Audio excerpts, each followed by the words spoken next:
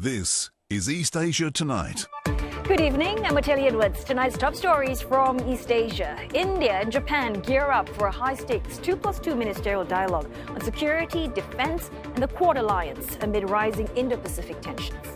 A military prowess on display, Taiwan showing off its firepower at a missile test site, while the US and South Korea embark on joint air drills to counter Pyongyang. And amid the simmering tensions on the Korean peninsula, a second North Korean defects to the south in as many weeks. And China is reportedly allowing developers to slash new home prices in key cities as it pulls out all stops to drag the property sector out of a persistent slump.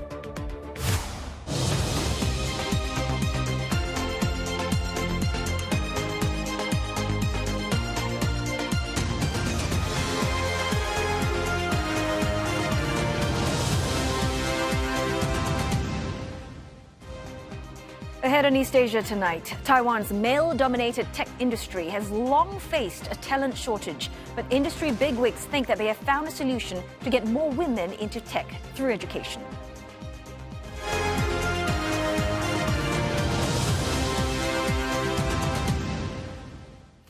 Japanese and Indian foreign defense chiefs are set to hold a 2+2 dialogue in the Indian capital, New Delhi, today. Well, this marks the third of such meetings between both countries and the first since 2022. The focus will be on boosting overall strategic ties and reviewing the situation in the Indo-Pacific region. India holds meetings in a 2+2 format with just a few countries, including the US, Australia and Russia. And ahead of the talks, Japanese Foreign Minister Yoko Kamikawa and Defense Minister Minoru Kihara paid a courtesy call on Indian Prime Minister Narendra Modi, with both sides pledging to increase cooperation. And for more, Ishan Garg joins us live now from New Delhi. So, Ishan, we know that the Japanese Foreign and Defense Ministers, they have agreed with the Indian Prime Minister Narendra Modi that both countries will step up ties in security. So tell us more about the significance of this.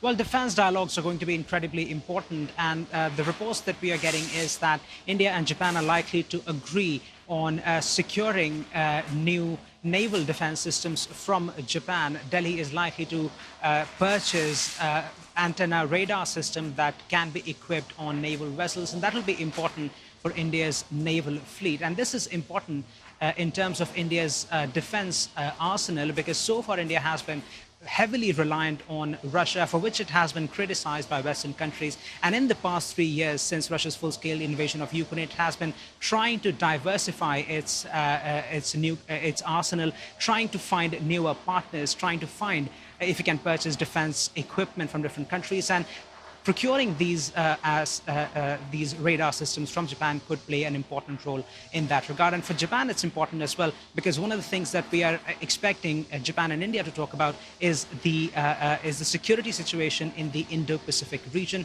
and India's presence in that region, India's naval vessels' presence in that region is important. So we are also expecting exhaustive discussions about the Indo-Pacific region, and analysts say that whenever India and Japan talk about the security situation in the Indo-Pacific region, the idea always is to talk about China and concerns that China's influence might be growing in that particular geography. So that's what we're expecting out of this dialogue. Apart from that, we're also expecting a lot of discussions about some questions about strategic importance of that region, and some discussions about how India and Japan can collaborate more on technological front, how they can collaborate more on producing new technologies, particularly in the areas of tackling climate change, and also how new technologies can help in sustainable development in India.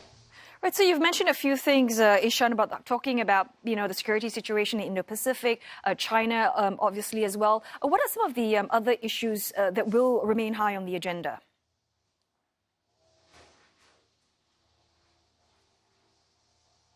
Well, one other big thing that we're expecting to be high on the agenda is for this 2+2 dialogue, this foreign minister plus defense minister dialogues between the two countries, to set the stage for the Quad meeting later on this year. Quad, as we would know, is a grouping of 4 countries, which includes India, Japan, along with the US and Australia. And this is a grouping that has been touted by experts as a counterbalancing power in the Indo-Pacific region to China, which, of course, the leaders of these countries deny. They say that it's not a counterbalancing power to any other country, but this dialogue is likely to set the stage.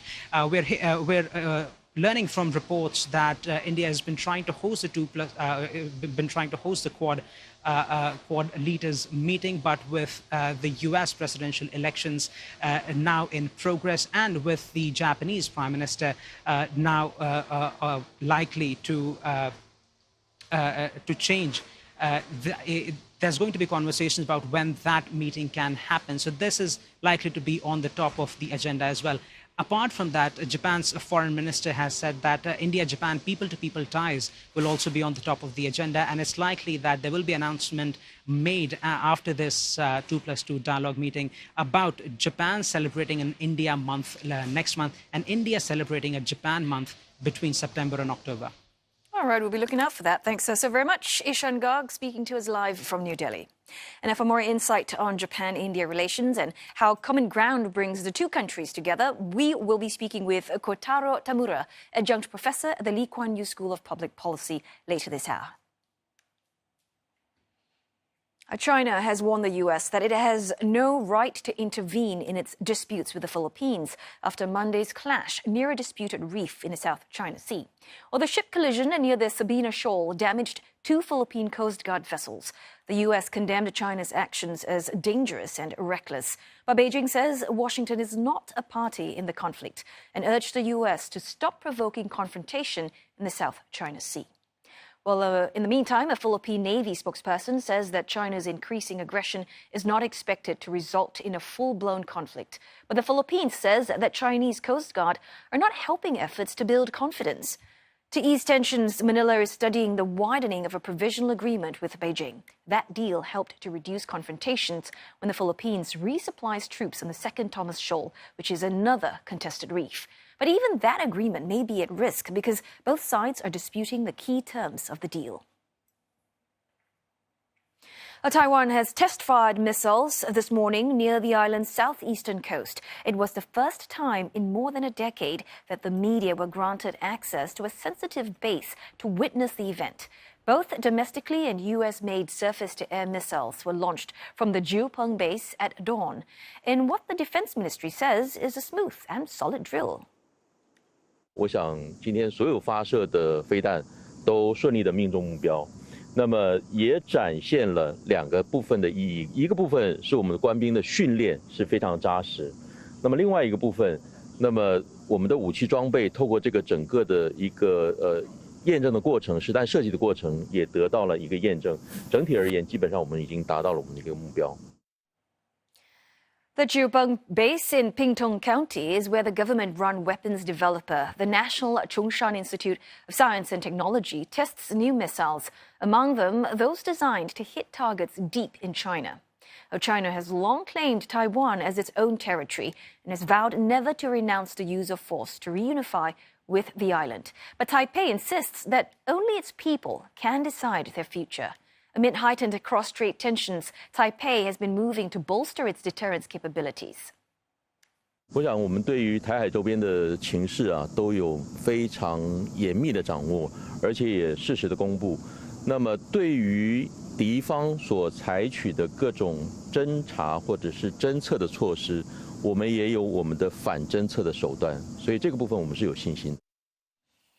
Further north, some 200 U.S. and South Korean combat fighter jets are set to fly around the clock for 5 days as part of the joint annual Ulchi Freedom Shield exercises. Now, this would be the largest number of training sorties flown by the Allies in drills aimed at boosting their readiness against potential threats from North Korea. Air combat scenarios include diverting aircraft on defensive patrol to intercept mock enemy planes, as well as cruise missile defense. South Korea's F-15K and F-A-50 jets are among the aircraft taking part in the drills, which is set to wrap up at the end of this month. Meantime, the U.S. has given the green light to sell $3.5 billion of Apache attack helicopters and related military elements to South Korea. The Congress still needs to sign off on this deal, which was announced on the same day that Washington and Seoul began major annual joint military drills. The U.S. says the proposed sale will not only improve South Korea's ability to counter regional threats, but also support political stability and economic progress in the Indo-Pacific region. The sale is expected to include 36 new helicopters, plus missiles, engines, and warning systems. In a span of just 2 weeks, a second North Korean has defected to the south. This time, it's a North Korean soldier. Yonhap News Agency identified the defector to be a staff sergeant in his 20s. He crossed over the military demarcation line today to the bordering Gangwon province near the east coast. The Joint Chiefs of Staff said that they are still questioning the defector on his motives. Pyongyang has not shown any unusual military movement in response. Now, this is the second North Korean defection to the south this month. Just 12 days ago, a North Korean resident crossed over a river estuary that runs between the two Koreas. Authorities in Seoul are determining whether the tit-for-tat propaganda campaigns against North Korea's trash balloons are causing more to defect. Since mid-July, South Korea has resumed loudspeaker broadcasts, including news and K-pop along the border. Seoul's military says North Korean soldiers have been planting mines and setting up anti-tank barriers along the demilitarized zone to stop people from crossing the border. Up until the first half of this year, more than 100 North Koreans have defected to the south, most of them making their way through China or other countries. A time now for a short break, but coming up next on East Asia Tonight, household debt rising at a faster clip in South Korea, strengthening expectations that the central bank will not trim interest rates as the property market remains hot. And a Chinese-made game backed by Tencent has become the fourth most popular title ever on stream within hours of launching, giving the gaming sector a much-needed boost after years of regulatory scrutiny.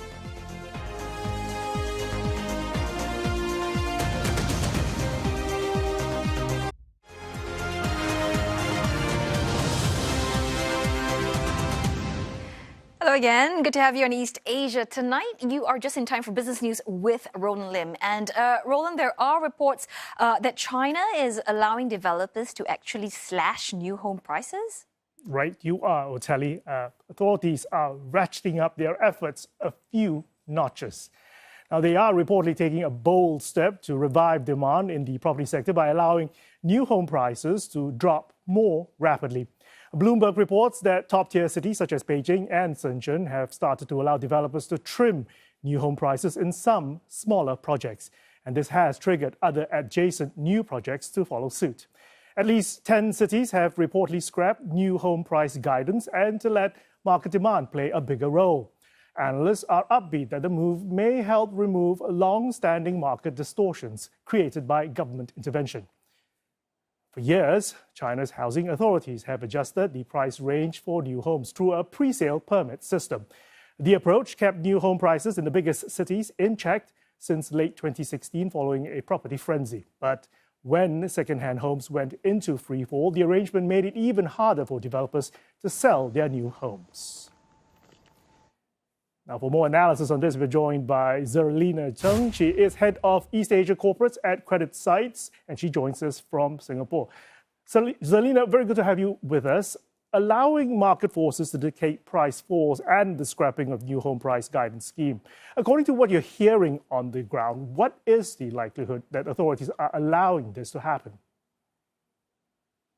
Thanks for having me here. Actually, this is not really new. In the past 12 to 24 months, in smaller and medium-sized cities, especially in central China, the local authorities have allowed the new or primary home to be allowed to selling at a market price instead of the preset price. What we are hearing today from Bloomberg is just in the suburb area of Beijing and in Shenzhen. So I don't think it's a very large-scale change of direction of the authorities in first-tier cities.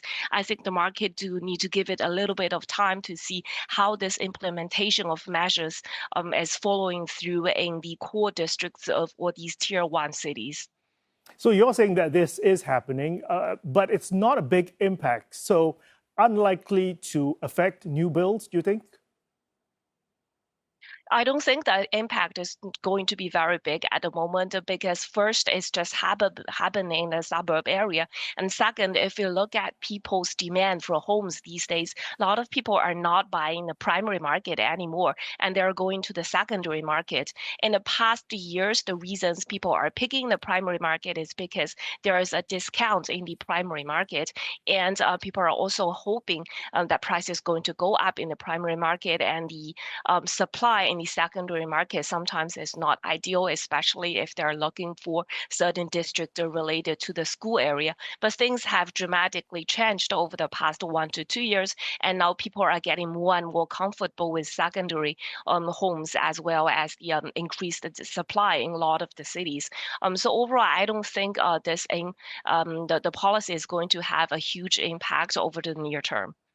So the trend is likely to still be in decline. Where do you see primary and secondary home prices in the top tier 70 cities? We think the home prices are probably still going to decline in most first tier, second tier, and even the lower tier cities across primary and secondary markets. For a few reasons. The first, in the secondary market, the inventory level has been very high. I'm sure you have heard the local governments and the central governments are pushing out some policies trying to digest this inventory. But so far, the scale is disappointing, and the amount of money that the central government is putting into the system is just very small compared to that outstanding housing inventory level. And second reason is just because people are waiting for the home prices to fall even further. And with this policy pushing out, it's not just the secondary home market is seeing a free falling of the home prices. It's also impacting the primary market. So more and more home buyers are just going to adopt this wait and see attitude when it comes to home purchase in China. Zelina, how much longer will this hangover from the home building binge last? I mean, is China's property oversupply situation far from over? I think it will take at least 3 to 5 years. I think this is already quite an optimistic estimation, because if you look at the inventory levels, especially in lower tier fourth or third tier cities, it has been at historical high levels. We are not seeing a very concrete measures pushed out by the central government to digest this inventory level. On the other hand, it's also the overall general macro conditions. People's income is coming down, and there's a negative wealth impact from their homes. So we're not seeing the demand coming back at the moment. In the past, people are buying homes because it's also one channel for investment, but we don't have this animal spirit anymore because home prices is falling. So going back to the authorities having taken some forceful steps to stabilize the property market, including cutting the minimum mortgage rate and buying unsold flats, turning them into social housing, how effective has these measures been? I don't think they have been very effective. I would say it is setting some floor on the home demand and home prices, and the authorities' goal is really to contain this credit contagion effect just within the sector instead of spreading out to the broader credit market or the broader economy. But if you look at the effectiveness of these measures, I think, very limited, because at the moment, the prevailing new home mortgage rate is already below their loan prime rate. So by cutting it even further does not really help. And on the other hand, cutting loan rate does not help with demand either. People need to see home prices to go up before they engage in buying new homes. Zelina, we'll have to leave it there. Thank you for those insights. That was Zelina Chung from Credit Sites. The fallout from PwC appears to deepen. I'm talking about its role as auditor for property developer China Evergrande Group. Now, PwC has lost its biggest Chinese-listed client, Bank of China. And this is compounding an exodus of clients as Chinese regulators probe its work on Evergrande, which authorities accuse of committing a $78 billion fraud. Now, state-owned Bank of China had said back in March it planned to reappoint PwC this year. However, in a late filing yesterday, it said it plans to appoint Ernst & Young instead, EY. Now, Bank of China paid PwC some $27 million in auditing fees last year. Filings show PwC also lost its next three biggest locally listed clients. That's China Life, China Telecom, and insurance giant PICC. Now, in recent months, at least 50 Chinese firms, mostly state-owned enterprises or financial institutions, have either dropped PwC as their auditor or cancelled plans to hire it. As of March, PwC audited about 110 listed companies on mainland China. Now, Chinese authorities have been looking at PwC's audits of Evergrande. That's an investigation that is expected to result in heavy fines. Remember, PwC audited Evergrande for almost 14 years until early 2023. Lackluster trade in Greater China markets as recent economic indicators barely offered any comfort. Investors now looking ahead for clues about the Fed's rate cut from the Jackson Hole meeting. Both the Shanghai Composite Shenzhen component closing out the day lower by 1% and more, respectively. In Hong Kong, the Hang Seng Index also declined by 1/3%. Tech counters there leading the losers. And the Chinese currency is currently just roughly unchanged against the dollar, 7.143 to $1. The currency found support after China kept its benchmark lending loan prime rate unchanged following last month's surprise cuts. The one-year LPR stands at 3.35%, while the five-year remains at 3.85%. Experts say shrinking interest margins at banks are putting a floor on rates, even as the Chinese economy struggles to stage a meaningful recovery. The LPR is normally charged to the bank's best clients. The LPR used to be loosely pegged off the central bank's one-year medium-term lending facility, but traders say the PBOC has changed its framework using the short-term rate as the main signal guiding markets. Chinese officials are also wary that the lower interest rates may cause and lead the RMB to weaken further and to spur capital outflows. Chinese airlines are restarting direct flights to Mexico, which were interrupted due to the COVID-19 pandemic. Demand for such flights has risen as more Chinese companies set up factories in the Central American country, which has a free trade agreement with the US. Hainan Airlines, for instance, launched the long-haul flight between Beijing and northern Mexico's Tijuana in July. Now, in May, China's Southern Airlines also opened direct flights between Shenzhen and Mexico City. It's the carrier's longest passenger route. China's BYD, now the world's biggest EV manufacturer, is looking to set up a new factory in Mexico. And more than 20 Mexican states are reportedly vying to become the site for the factory. BYD is said to have narrowed its choices to 3 states. The plant expects to provide job opportunities for about 10,000 people. Growth expectations for the Mexican market are high, where wages are lower than in the US. In addition, Mexico can ship some goods to the US tariff-free under certain conditions. China's gaming industry getting a boost with the release of the highly anticipated action-adventure title Black Myth: Wukong. The game, backed by Tencent Holdings, has become the 4th most popular title on Steam within hours of its launch, amassing more than 1.3 million players. Based on the classic Chinese novel Journey to the West, the game lets players control the protagonist Sun Wukong, the mythological Monkey King. The game's preview footage quickly attracted viewers thanks to the character's lifelike motions. Now, Black Myth has been rolled out on PCs and PlayStation 5s first and is expected to hit Xbox Series consoles soon. Chinese media estimated that the game's development cost at least $56 million, but if proven to be a hit, it could pave the way for domestic developers to produce more such games and to make it big in the international arena. A strong first-day performance could also help stimulate China's $40 billion-plus gaming industry after years of incessant regulatory scrutiny.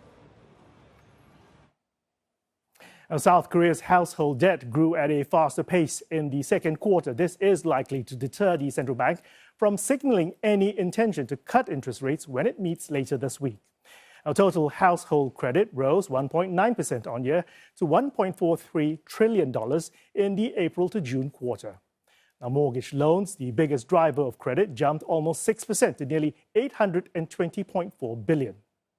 The latest household debt data adds to bets that the central bank will keep the benchmark interest rate unchanged at 3.5% when it meets on Thursday.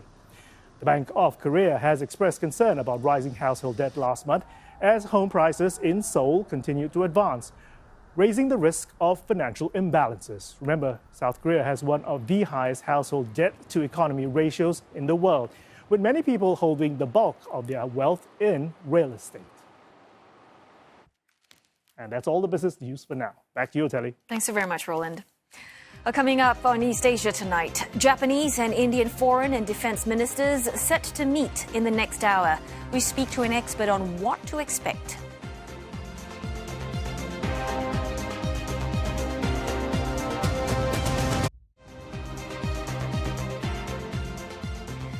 India and Japan gear up for a high-stakes 2+2 ministerial dialogue on security, defense, and the Quad Alliance amid rising Indo-Pacific tensions. Taiwan shows off its firepower at a missile test site as the island seeks to bolster its deterrence capabilities amid heightened tensions with China. And a second North Korean defects to the south in as many weeks, walking across the heavily fortified border near the east coast. And here's a recap of our top story. Japanese and Indian foreign defense chiefs are set to hold a 2+2 dialogue in New Delhi, marking the third of such meetings between the two countries. The last meeting took place in 2022, and the focus will be on boosting overall strategic ties and reviewing the situation in the Indo-Pacific region.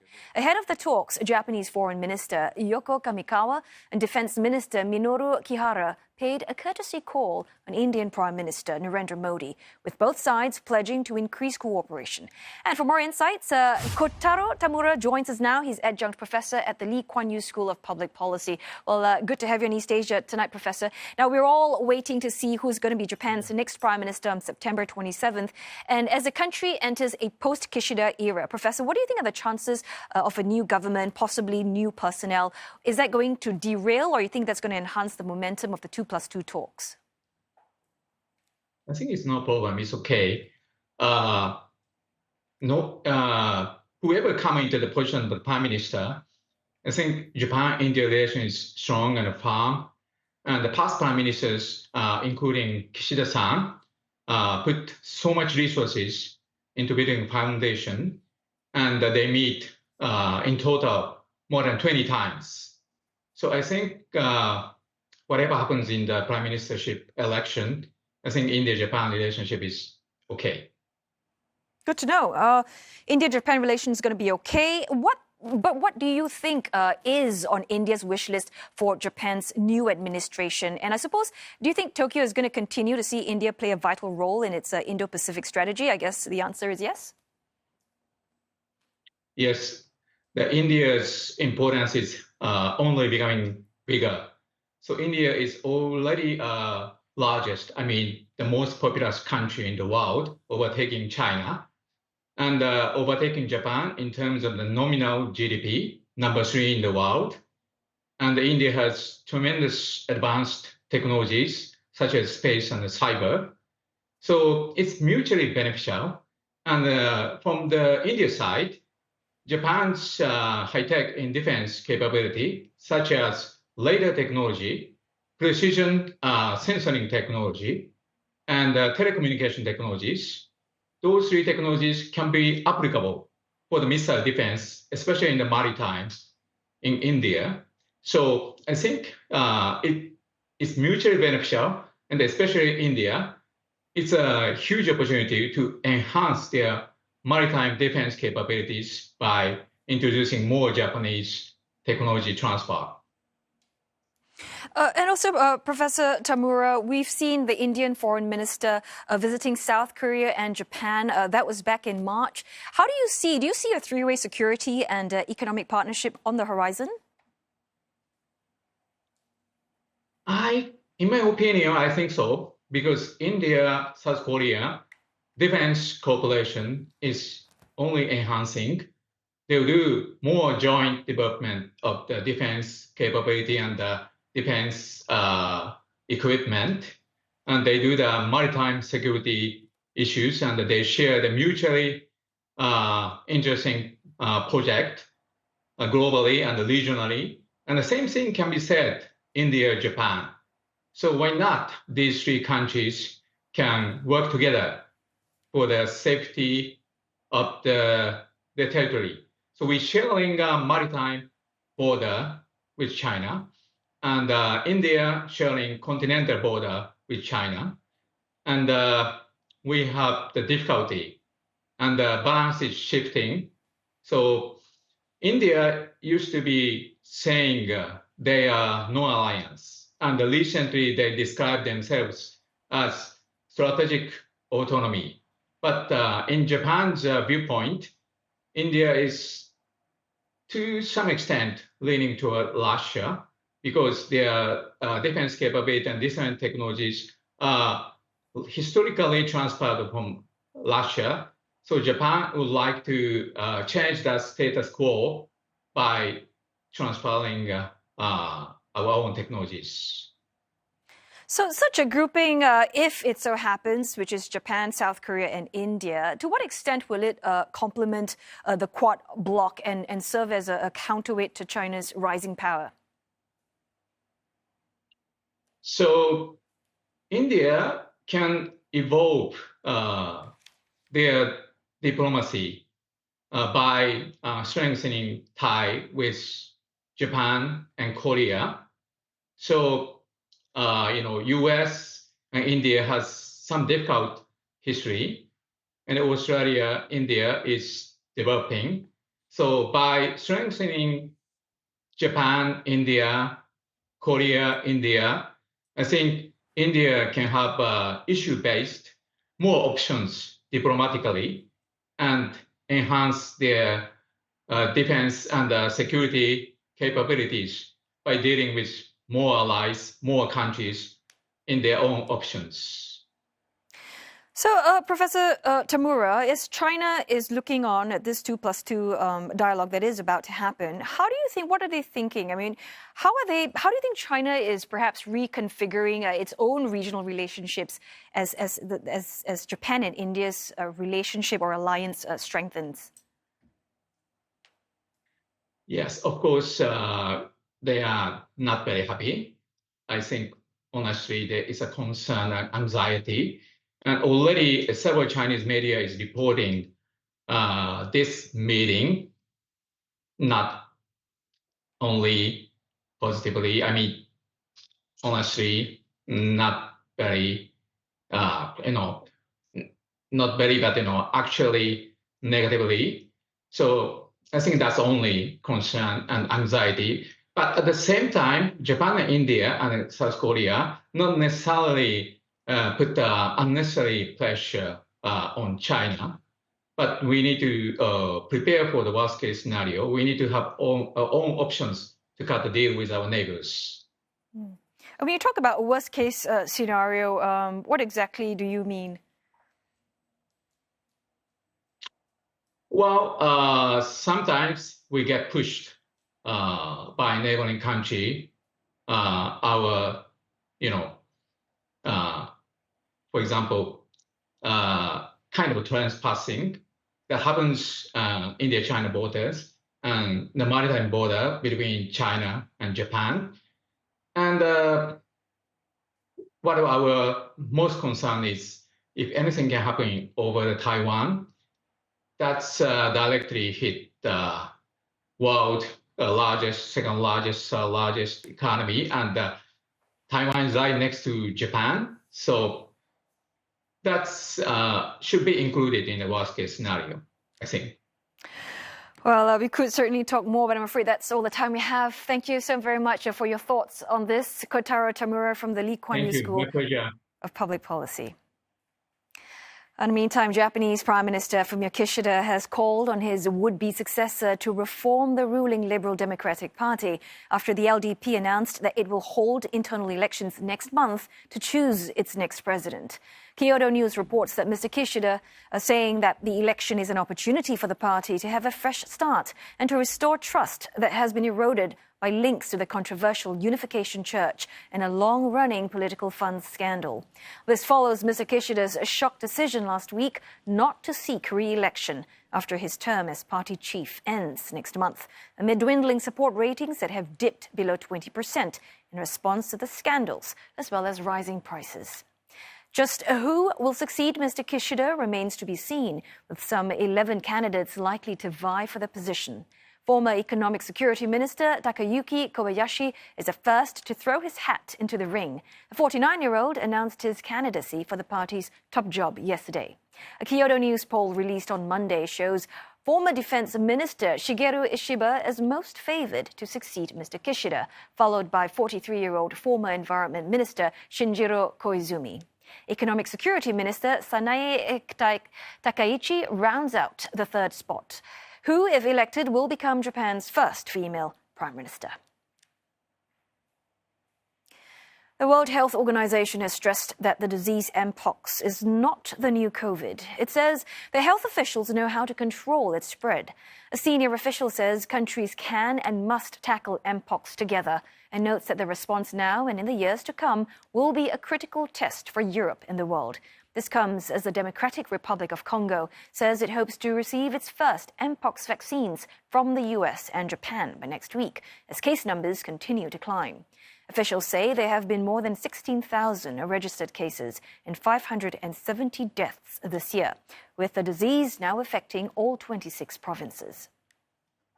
J'espère que la semaine prochaine, on pourrait déjà voir arriver les vaccins. Vous savez, c'est vraiment toute une chaîne logistique qui va de notre acceptation d'abord et ensuite de quelques procédures administratives avant l'expédition.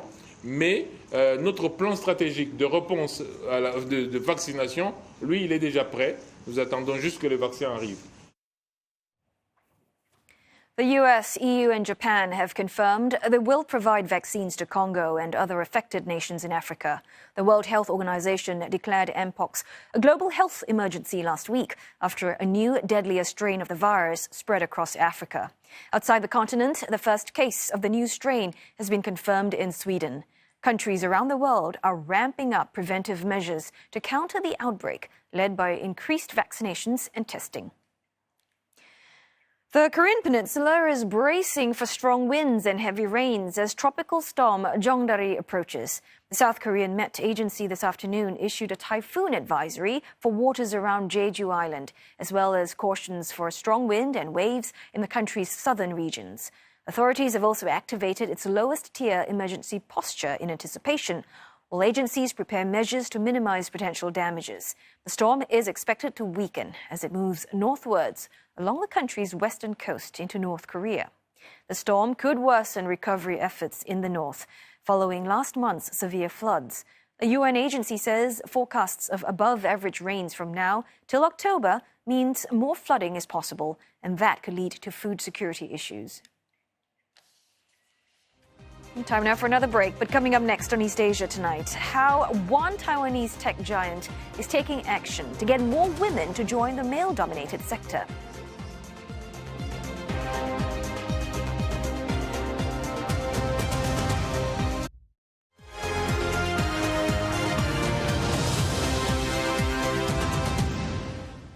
Taiwan's technology industry has typically been male-dominated, but with an ongoing labor shortage, companies are becoming increasingly keen to tap the female talent pool. And for more on this, let's bring in CNA's Victoria Jen in Taipei. So, Victoria, help us understand just how severe is Taiwan's talent shortage in the tech industry and what's being done to address this problem? Yes, it's quite severe, especially with the AI boom. Now, we know that based on a recent survey conducted by a local job bank, there are more than 50% of Taiwan's companies are currently hiring, and there are more than 100,000 job openings for engineers. And most of them is due to the shortage is mainly due to a number of reasons. And number one is mainly because of the talent that is the jobs that are currently required to supply it's insufficient. And also secondly, is because of Taiwan is struggling with low birth rate, and now that is leading to a shrinking talent pool. And thirdly is the fact that Taiwan is also competing with other international tech giants to fight for talents. And for instance, Microsoft, Google, and also Amazon are seeking to hire hundreds of tens of thousands of people from Taiwan. So this is actually pushing some technology companies to actually tap on the female talent pools in order to fill the job gaps. And to find out more, here's my story. 所以在我们的生活里面有非常多杰出的女性。 This group of students are attending a 2-day summer camp. It's a special camp organized for high school girls from across Taiwan. They're here to take a peek at the world's largest smartphone chip maker, MediaTek, as the company hopes to inspire more females to join the technology industry. 台湾的科技资讯产业来说的话，女性的从业人员大概是占20%到25%，那其中半导体产业女性的比例就更低了。如果说我们以跟半导体产业相关的科系，比如说电机、电子、资工的领域来看的话，毕业生的女性占比大概是13%到15%。 Based on her research, the society's stereotype may have hampered many females from pursuing careers in the tech industry. 但是10到14岁是一个非常强烈的、明显的一个女性兴趣的下坠期，这可能对于女孩子对于自己的一个社会角色的认知，或者是说因为一些自信、自我效能的问题，导致于很多女孩子她其实在数理方面的能力不差，但是她可能因为自信或者是家长建议的关系而没有进入相关领域。 Currently, MediaTek's female employees account for 20% of its total workforce. It's aiming to increase that ratio to boost innovation. 我想最大的一个好处就是创新性的提升，因为创新来自多元观点。那女性的观点的加入呢，可以让大家在思考问题的时候更有创意，找出更完整的一个解决方法。It also hopes to recruit more females to fill the job gaps. MediaTek is not the only tech company in Taiwan that's struggling with talent shortage. Based on the recent survey conducted by a local job bank, more than 50% of Taiwan's tech companies are hiring. Currently, there are more than 100,000 job openings for engineers. So attracting females to the workforce has become vital to the industry. 30-year-old Catherine Gao has been working as an engineer for MediaTek for 7 years. She says the company provides flexible work hours so that female workers can maintain a balance between home and work. But sometimes it's not easy to work as one of the few females in the company. 比如说，我们会分发一些比较有挑战的专案给不同的同仁来做处理。那对于管理者或者是主管、同事来说，比较需要花精神力或体力的专案，他们可能会担心的是，你在这方面会不会比较累？如果我想要做更有挑战性的工作，或是接难度更高的 task 的话，我可能需要更积极的主动去举手，拿到这个专案。Catherine believes perceptions are changing now, as the industry is actively seeking to tap on the female workforce. 也许有些人会觉得，男生逻辑就是比较好，比较可以在科技业适应，可能有很多 coding 的工作，或是一些需要动脑力的工作，但是女生的脑袋其实也没有比男生差。So far, the camp has proved to be quite successful. 就是像科技确实有些跟我们想象的不太一样。就是我一开始是以为我们都是要穿那个无尘衣，然后戴安全帽进去，然后直到来这边看到之后，我才发现原来其实科技也不一定是我们想象中的那个样子。所以我觉得透过这个活动，让我了解到更多跟资讯业有关的产业，就是还有一些如何学习的方式，然后并且我对这个领域更感兴趣了。我是因为在学校就是电脑课，然后就会很喜欢写程式，所以就有参加这个课程。然后我觉得有很多教授、老师或是学长姐的一些经验分享，然后我觉得让我对科技更有兴趣，以后应该就会朝这方面发展。So through education, MediaTek hopes to inspire more female graduates to pursue careers in the industry. It will not only change the gender imbalance, but also ease the island's talent shortage as the fight for global talent heats up. Of course, this process of educating young females to enter the technology industry is going to take some time, but it's a step that the industry and the government must take in order to expand the talent pool. So, Vic, aside from the talent shortage, it seems like the turnover rates for some of these tech firms are quite high. Why exactly is that? That's right. Official data shows that Taiwan's technology industry reports about 13% of turnover rate. Now, this is considered to be relatively high given the fact that their pay is 4 to 5 times higher than the average salary. And so the TSMC, for instance, they reported 15% of turnover rate for fresh recruits 2 years ago. And now this raises the question, why would people want to turn down such high pay? Now, according to analysts, they say that many young people nowadays, they are more concerned about work and life balance. They feel that working long hours and under high levels of stress for better pay is simply not worth the while.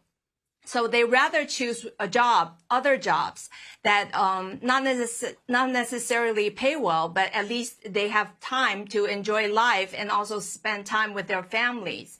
So that is a problem that the companies are trying to address.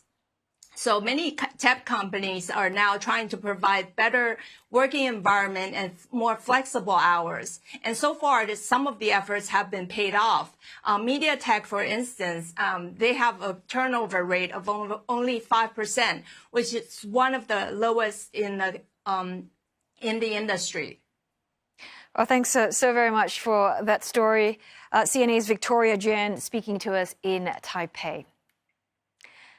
And on that note, it's time to wrap up East Asia Tonight this Tuesday. Your headlines, you can get them anytime at cna.asia. And you can go online as well to find us, Facebook, YouTube, and on X. Well, thanks so very much for watching East Asia Tonight.